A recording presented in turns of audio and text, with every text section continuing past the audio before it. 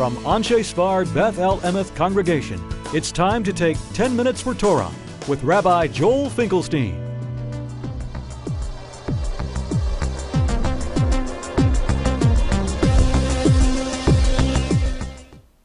Welcome to our discussion of one commandment covers all.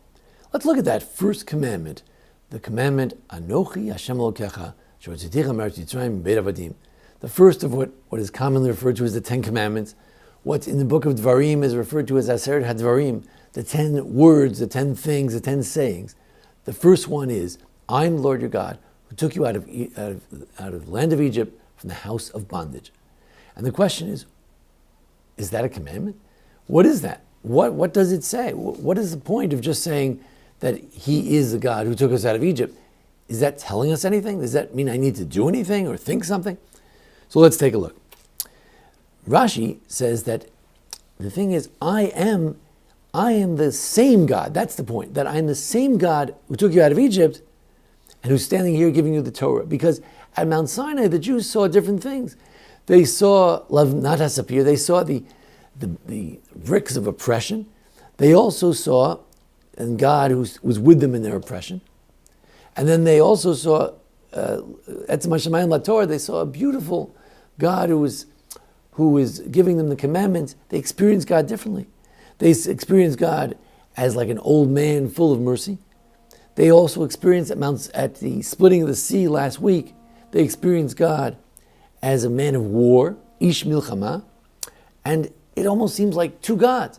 So he says, no, I'm the same God. I the God who am giving you the Torah, am the same God who took you out of Egypt. Therefore, what principle is this? It's the principle that we believe in one God. That's what this verse is saying. The Ramban has a number of principles of faith that he derives from it. Number one, if I am God, then there is a God. So therefore, it's the belief that there is a God. Also, I am Elokecha, I am your judge. Elohim means judge, so God is our judge. And Hashem, in the letters Yud and Hey and Vav and Hey, those letters imply that he is, he was, and he always will be. So it says that God is, that there is a God.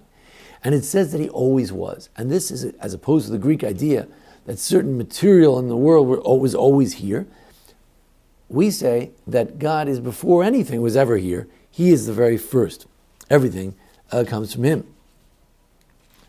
It also, the fact that he could change nature by taking us out of Egypt shows that he cares, he has hashgacha, he cares about what goes on here in the world, and also that he is the one who started everything. Because if he was subservient to some pre-existing material, he couldn't change it.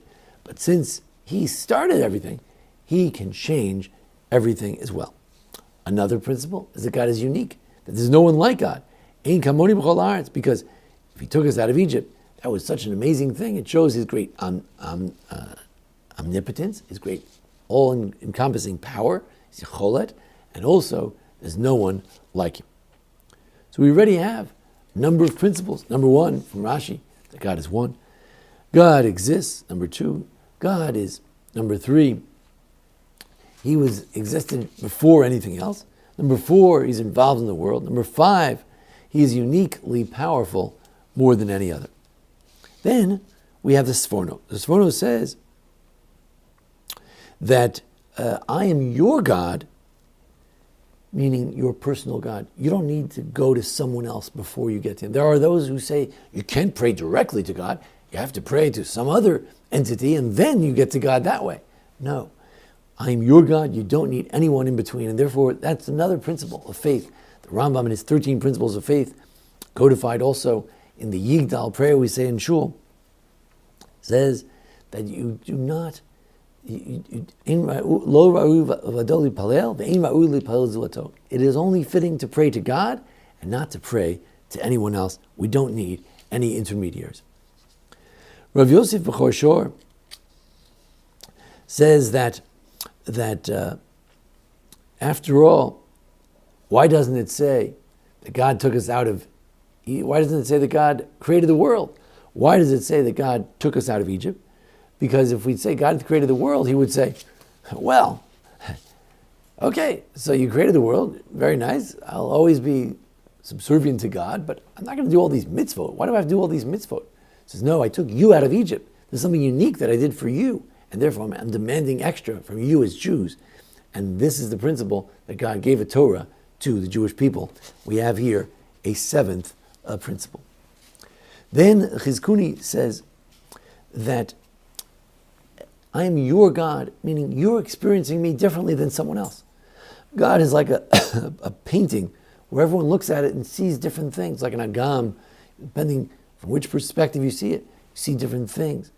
Mona Lisa, you look at it from this angle, that angle, you see different kind of things. So too, at Mount Sinai, everyone saw something else.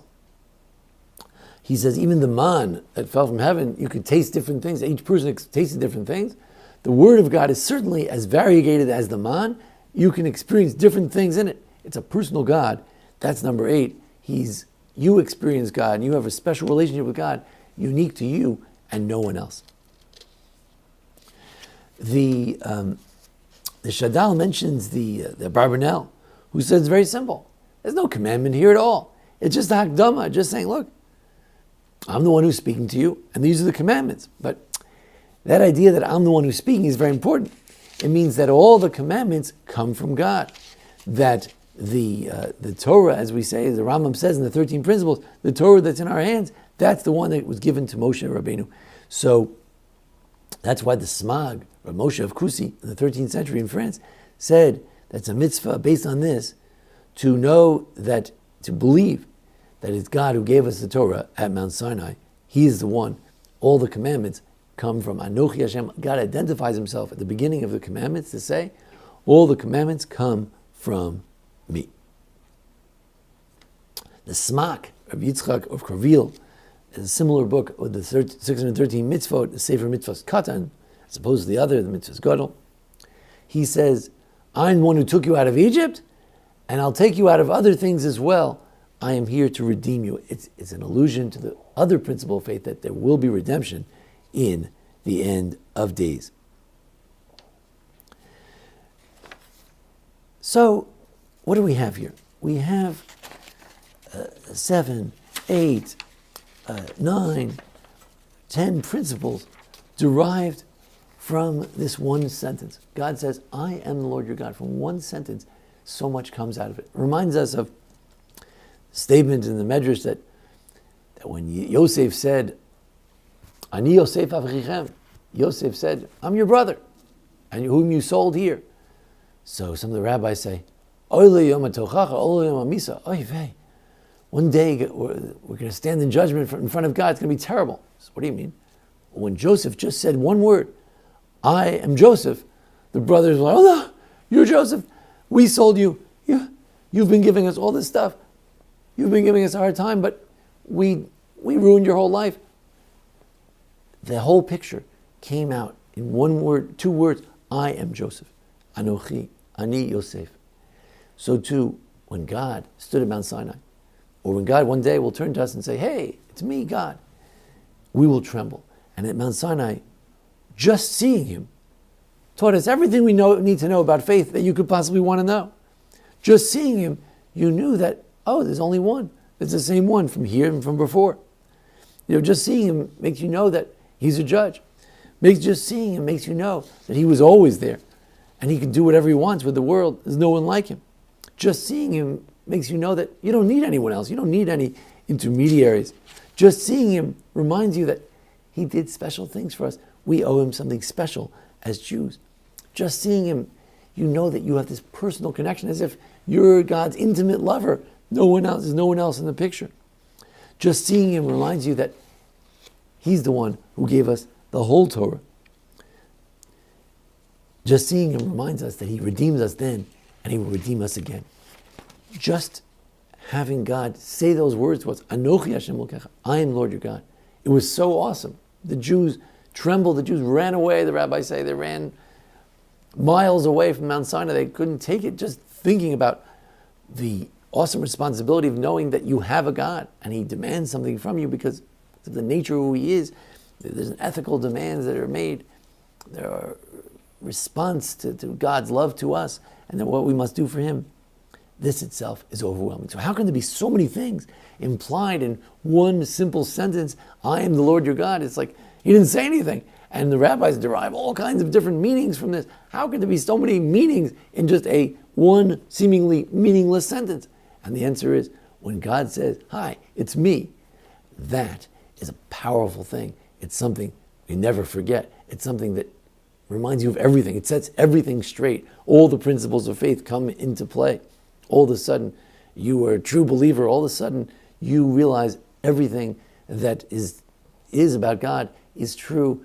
And it's an awesome experience because it obliges us. It means if there's a God, and if he did things for us, then we have to respond. We have responsibilities. And therefore, this week, when we read the Sphard-Beth, we say, Anochi Hashem Elokecha, we should all tremble a little bit and say to ourselves, if there's a God, then what does that oblige me to do?